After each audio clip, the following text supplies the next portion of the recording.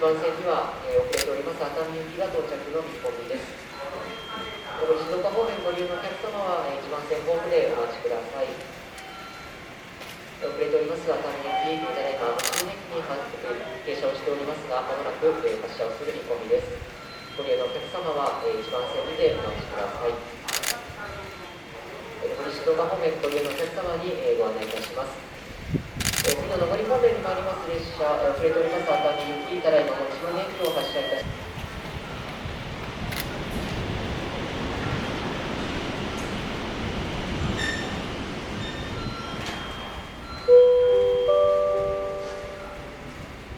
次に1番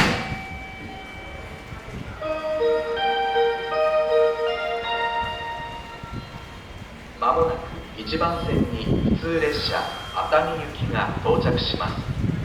危ないですから黄色い点字ブロックの内側までお下がりください。この列車は4両編成です。乗車位置は黄色い数字5番から8番です。